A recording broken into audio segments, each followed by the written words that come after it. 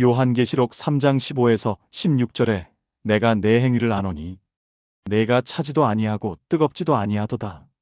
차든지 뜨겁든지 하기를 원하노라. 내가 이같이 미지근하여 차지도 아니하고 뜨겁지도 아니하니 내 입에서 너를 토하여 버리리라. 오늘은 오래된 한 한국 영화 줄거리로 시작하려 합니다. 제목은 번지 점프를 하다라는 제법 오래된 영화이고 그때 굉장히 히트했던 작품입니다. 이야기의 시작은 여는 로맨스 영화처럼 1983년 첫 만남에서 시작됩니다. 1983년 여름, 대학생 인우는 우연히 버스 정류장에서 태희를 만납니다. 비 오는 날 태희의 우산 속으로 함께 들어가게 된 것이 인연의 시작으로 두 사람은 짧은 시간에 급속히 가까워지고 서로에게 강한 끌림을 느낀다. 태희는 밝고 자유로운 성격이지만 어딘가 불안정한 모습을 보입니다.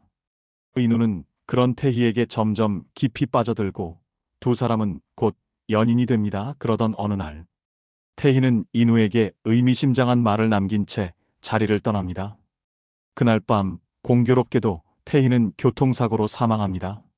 아무런 작별 인사도 하지 못한 채 인우는 태희를 잃고 깊은 상실감에 빠집니다. 그리고 17년이란 시간이 흘러 2000년대 초반 인우는 고등학교 국어 교사가 되어 있습니다. 겉으로는 평온해 보이지만 그는 여전히 태희를 잊지 못한 채 살아갑니다. 결혼은 했지만 감정적으로는 공허한 상태였던 거죠. 그때 인우가 담임하는 반에 현빈이라는 남학생이 전학 옵니다. 현빈은 어느 순간부터 인우에게 이상한 인상을 남기게 됩니다. 태희가 쓰던 말투와 비슷한 표현을 사용하고 태희가 좋아하던 시와 문장을 자연스럽게 읊으며 태희와 같은 방식으로 인우를 바라봅니다. 처음에는 우연이라 생각하던 인우는 점점 혼란을 느끼게 됩니다. 현빈은 수업 시간에 인우가 좋아했던 시를 정확히 골라 말하고 태희만이 알 것 같은 기억의 단서들을 무의식적으로 드러내므로 점점 더 인우를 혼란스럽게 만듭니다. 그리고 인우는 현빈에게서 태희의 존재를 느끼기 시작합니다. 그는 스스로를 부정하지만 점점 현빈을 의식하게 되고 감정의 균형을 잃어가기 시작합니다.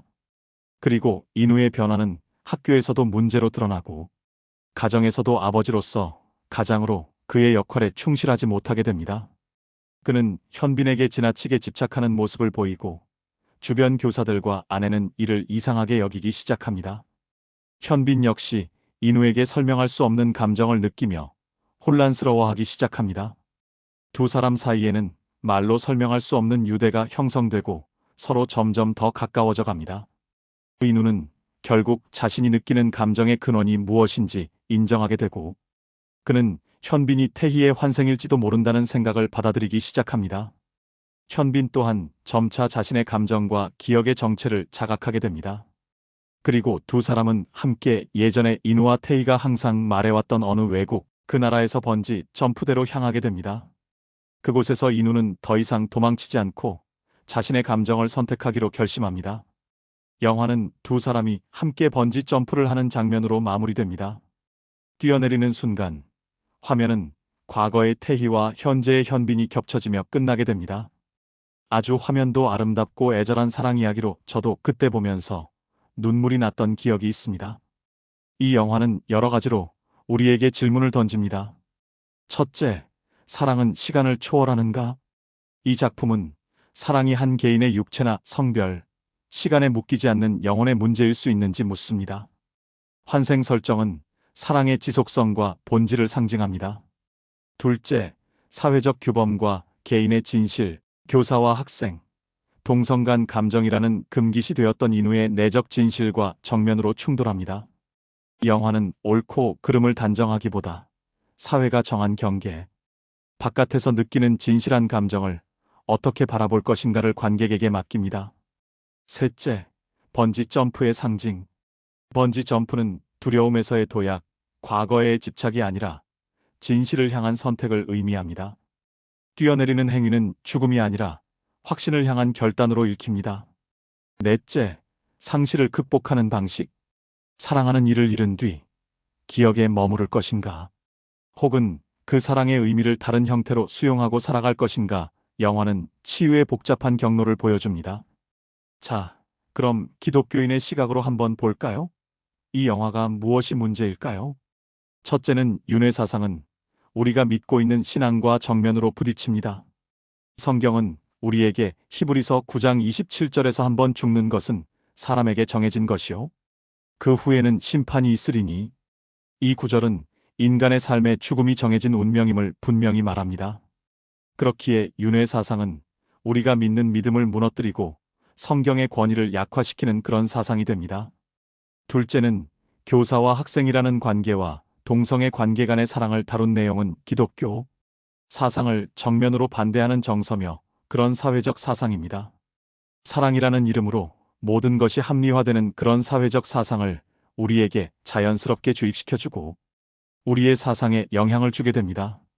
셋째는 많은 사람들에게 자살에 대해서 이것이 끝이 아니라 새로운 시작이라는 사상을 심어주므로 이러한 결정도 우리가 할 수 있는 삶의 하나의 선택이란 잘못된 인식을 우리에게 심어줍니다.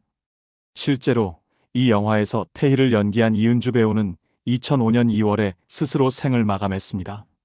저도 여느 아이들처럼 어릴 적에는 만화를 좋아했습니다. 그래서 예전에 한국에는 만화방이라고 가서 만화도 보고 빌려서 집에서 볼 수 있는 곳이 많았습니다. 그래서 저도 만화방에 자주 갔고 만화를 많이 보았습니다. 그때 우리 집에서 만화를 제일 많이 빌리고 좋아했던 사람은 다름 아닌 우리 누나였습니다. 그때 순정 만화가 인기여서 저희 누나는 순정 만화의 팬이었습니다. 그래서 그런 순정 만화를 굉장히 많이 봤습니다. 하도 많이 빌리다 보니 저도 자연스럽게 한 두어 번 누나가 보던 순정 만화를 보게 되었습니다. 그렇게 저는 좋아하지 않았지만 순정 만화를 보면요, 남자들을 어떻게 그렇게 멋있고 예쁘게 그려서 묘사해 놓았는지 모릅니다. 그 당시 한국의 상황은 동성 연애나 결혼을 전혀 허용하지 않고 그런 문화가 없을 당시였습니다. 근데 제가 제일 먼저 그런 것이 있구나를 보았던 것이 이 순정 만화였습니다. 이상하게 많은 순정 만화들이 남성의 동성 연애와 사랑을 너무나 자연스럽게 그리고 아름답게 묘사하고 심지어 캐릭터들로 너무 선하고 예쁘게 그려놓았던 것이었습니다.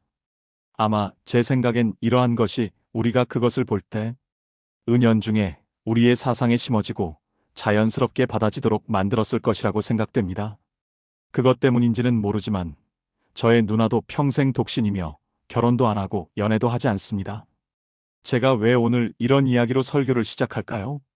요즘 우리는 너무나 혼란하고 혼돈된 세상에서 살고 있습니다. 저희들이야 나름대로 자기의 기준과 신앙이 있어 판단이 되지만 우리 어린 아이들은요, 무엇이 옳고 그른지에 대한 판단을 하기엔 너무나 힘든 세상에서 살고 있습니다. 인간이 결정해서 판단하면 여자가 남자가 되고 남자가 여자가 되는 세상. 내가 원하고 돈만 있으면 결혼하지 않고 또 연애할 대상 없이 아이를 가질 수 있는 세상. 제 베스트 프렌드가 대리모를 통해 남자아이를 낳고 2년 전에 쌍둥이를 또 낳아서 지금 잘 기르고 있습니다. 아기 하나 낳을 때 15만 불 들었고 두 번째는 쌍둥이가 되면서 2만 불 더 들어 17만 불이 들었다고 합니다. 사랑이라는 이름하에 모든 것이 인정되고 죄가 되지 않는 세상. 결혼하지 않고 동거를 하든 아이를 낳든 사랑하기에 괜찮아라고 말하는 세상. 돈이면 거의 모든 것을 할 수 있는 세상. 이런 세상에서 우리는 과연 어떻게 신앙을 붙들고 살아갈 수 있습니까? 성경은 우리에게 이러한 상황에서 모든 것을 말해주지 않습니다. 흔히 예전에 많이 했던 질문처럼 성경에서는 담배에 대해 언급하지 않습니다. 그런데 왜 담배를 피지 말아야 하나요? 이런 질문을 종종 어렸을 때 했던 것 같습니다. 여러분은 어떻게 생각하십니까? 여러분 신부님들은 담배도 필 수 있고 술도 마실 수 있습니다. 그거 아셨습니까? 그럼 이렇게 생각해 볼까요? 제가 존경하는 목사님 중에서 폴 와셔와 존 파이퍼 목사님들이 있습니다. 그분들이 강대상에서 설교를 하시면서 잠깐 담배 피고 와서 다시 합시다라고 한다면요. 그리고 그 목사님들이 자, 오늘 저녁에 우리 같이 한잔할까라고 한다면요. 과연 이런 것이 상상이 되십니까? 왜 상상이 안 될까요? 신학을 공부하면서 배운 것이 있는데 하나님의 모든 사람의 마음에 심어놓은 일반 계시 때문에 모든 사람들이 하나님의 존재, 능력, 도덕을 무의식 중에 느낄 수 있기 때문입니다. 우리는 술과 담배가 우리의 신앙에 좋지 않은 영향을 미칠 수 있음을 무의식 중에 느끼고 있는 것입니다. 그러면 하나님은 우리가 담배나 술을 하지 말라는 이유가 무엇이라고 생각됩니까? 제일 큰 것을 우리의 영적 육적 건강 때문입니다. 담배는 모든 암의 근원입니다. 그리고 COPD를 유발해서 우리가 숨을 못 쉬게 만듭니다. 그리고 술도 많이 마시면 간을 망가뜨리고 인플러메이션을 일으켜 질병에 들게 하고 우리의 정신을 흐리게 만들어 죄를 짓게 합니다. 다시 본론으로 돌아가서 우리는 이러한 혼란한 시대에 살고 있습니다. 조금 있으면 아티피셜 인텔리전스가, 즉 컴퓨터가 인간을 넘어서고 모든 것을 대신하는 세상이 오게 될 것입니다. 아마 곧 AI가 설교하는 그런 교회가 생기지 않을까 예상됩니다. 지금도 많은 목사님들이 그들의 설교를 AI로 만들고 설교하고 있습니다. 그럼 이런 시대에 우리는 우리들의 신앙을 그리고 우리 아이들의 신앙을 어떻게 붙들 수 있습니까? 성경은 이렇게 말합니다. 마태복음 7장 21절에서 나더러 주여 주여 하는 자마다 다 천국에 들어갈 것이 아니요 다만 하늘에 계신 내 아버지의 뜻대로 행하는 자라야 들어가리라. 이 말씀은 우리들이 가지고 있는 형식적인 신앙에 대한 경고의 말씀입니다. 그렇게 우리는 이 혼란한 세상에서 본질적인 신앙을 잡아야 합니다. 날카로운 검 같은 본질적인 신앙이 아니면 이런 혼란한 세상에서 우리 자신도 혼란에 빠질 수 있기 때문입니다. 제가 누누이 말씀드리지만 우리는 갑자기 넘어지지 않습니다. 서서히 미끄러지면서 어느 순간에 넘어져 있는 우리를 발견하게 되는 것입니다. 얼마 전 유튜브 영상에서 젊은 대학생들이 사랑의 교회 밖에서 교회가 허락해주지 않아서 안에서는 못하고 그 밖에서 기도하고 찬양하며 한국 교회가 잘못되어 가는 것에 울며 기도하는 것을 보았습니다. 사랑의 교회 옥하는 목사님이 세우신 그 아름다운 교회가 잘못된 리더로 인해 세상적으로 가고 있는 것을 보며 정말 안타까움을 느낍니다. 지금의 목사가 세계복음주의연맹 WEA 서울 총회를 사랑의 교회에서 유치하는 등 국제적 교류와 연합 사역을 한다는 이유로 WEA로 정통신앙의 복음을 흐리고 있습니다. WEA는 자신들을 복음주의 연합체로 규정하며 교리적 타협이 아닌 복음 전파와 사회적 협력을 위한 제한적 연대라고 설명하며 대화 다이얼로그는 곧 신학적 동의가 아니다라는 입장 유지합니다. 그러나 WEA가 로마 가톨릭, 자유주의 신학, 에큐메니칼 운동과 협력하면서 복음주의의 핵심 교리 성경 무오, 오직 믿음으로 의롭다함 등과 희석될 수 있기에 굉장히 위험한 일입니다. 성경은 본질을 떠난 신앙인들과는 요한이서 1장 10절에서 11절에 이 교훈을 가지지 아니하고 너희에게 나아가는 자를 집에 들이지도 말고 인사도 하지 말라. 그에게 인사하는 자는 그 악한 일에 참여하는 자임이라. 그리고 마태복음 7장 15절에서 거짓 선지자들을 삼가라. 양의 옷을 입고 너희에게 나아오나 속에는 노략질하는 일이라. 그리고 로마서 16장 17절에서 너희가 배운 교훈을 거슬러 분쟁을 일으키고 거치게 하는 자들을 살피고 그들에게서 떠나라. 그리고 마지막 디도서 3장 10에서 이단에 속한 사람을 한두 번 훈계한 후에 멀리하라고 말합니다. 성경 그 어디에도 그들과 연합하라는 말을 없습니다. 단지 그들에게 한두 번 권고하고 안 되면 떠나라고 성경은 말씀하고 있습니다. 그런데도 어떻게 우리가 이런 자유주의 카톨릭 사상과 연합해서 일을 할 수 있습니까? 이런 대형 교회 목사가 어떻게 이러한 기본적인 성경의 교리도 무시하고 앞장서서 이런 일을 추진할 수 있을까요? 이것이 우리가 이 말세에 볼 수 있는 상황입니다. 모든 것이 흐려지고 기준이 흐려지고 경계가 사라지고 우리가 믿고 있는 신앙이 도전을 받게 되고 세상이 그것이 잘못되었다고 우리에게 말하는 상황들. 그렇기에 신앙은 위안이 아니라 분별이어야 합니다. 이 세상에서는요.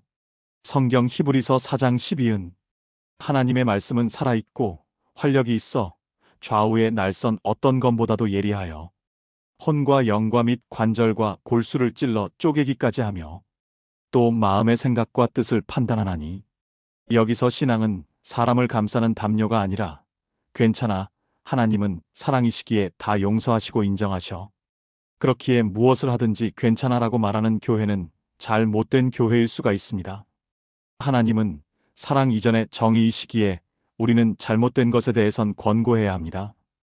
그렇기에 우리의 이런 칼날 같은 신앙으로 본질적인 신앙을 유지해야 합니다. 그래서 간혹 이런 신앙은 내면을 찢어 드러내는 일을 우리 관계 속에서도 할 수 있습니다. 그리고 이런 신앙은 말과 감정, 종교적 언어가 아니라 삶의 방향과 실천이 신앙의 진위를 가르는 선언이어야 합니다. 우리가 이런 본질적인 신앙을 붙들지 않으면 우리가 이 세상의 마지막 때에 우리의 신앙을 붙들지 못할 수가 있습니다. 제가 저의 아버지 이야기를 누누이 하지만 그렇게 평생을 교회에 봉사했지만 마지막 돌아가실 때 자신의 신앙에 확신을 가지지 못했던 것을 자주 말씀드렸습니다. 여러분은 그렇게 되지 않으실 거라고 확신하십니까?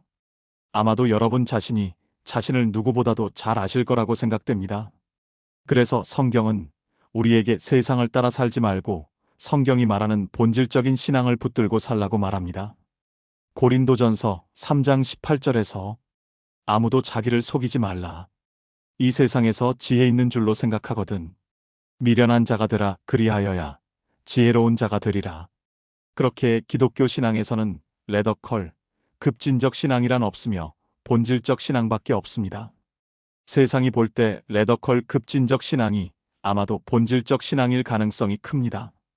그냥 교회만 왔다 갔다 하는 교인들에 비해서. 그러기에 우리는 이 시간 이 본질적 신앙을 붙들어야 합니다. 지금 우리의 모임이 예배가 그리고 기도가 그리고 봉사가 이런 본질적 신앙을 붙들 수 있게 도와줍니다.